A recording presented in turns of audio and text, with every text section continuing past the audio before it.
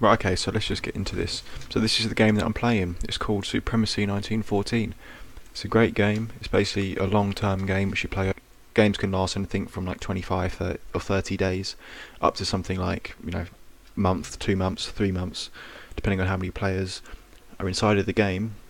In this game I'm playing, this is 100 players.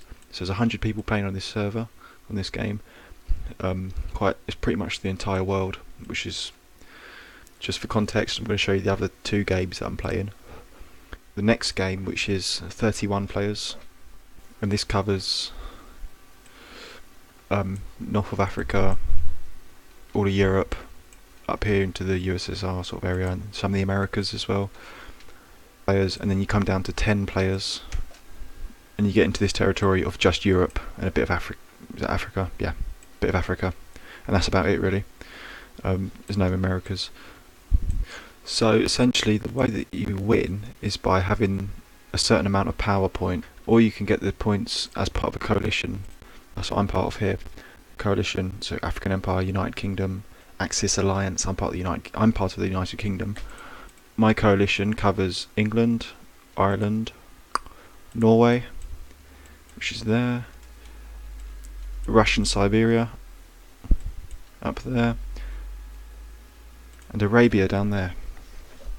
On the first couple of days of playing this, Scotland didn't cooperate with me, so I had to wait a while because I didn't know if they were going to attack or not, and if they did attack, I'd have had a better advantage being a defender with my fortress, which I've built here.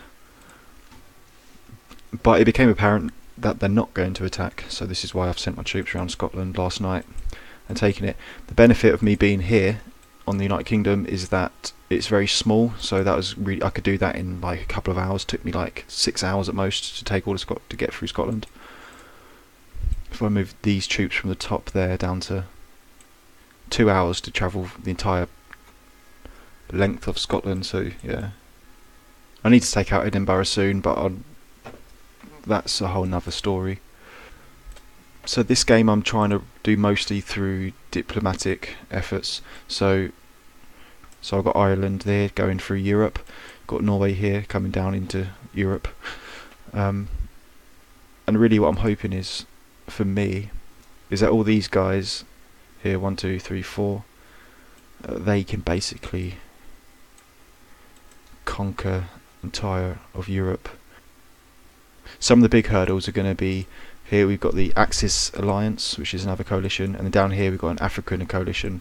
So there are two coalitions to fight on this side, which is going to be difficult. This British game, I'm just going to have fun with, really.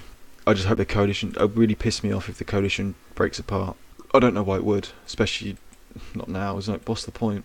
The thing is, there's so many places for us to take, there's zero point in attacking the coalition. The thing is, I'm probably going to build my army and use it just as a deterrent. Maybe that's what I might do. Maybe I'm going to use my army and just spread it throughout the coalition.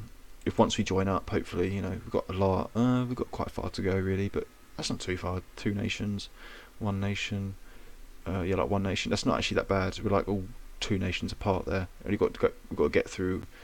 Once we get through the Axis Alliance, this trust here, we're basically joined up, and then this guy's got to get through. Arabia's got to get through.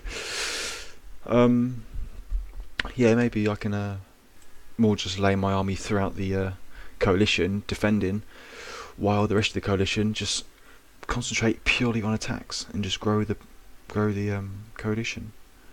It'd be quite cool actually if I just basically own England and Scotland, and if the rest of the coalition own Europe and whatnot, and I just travel along their lines. It'd be quite fun, because teamwork is fun.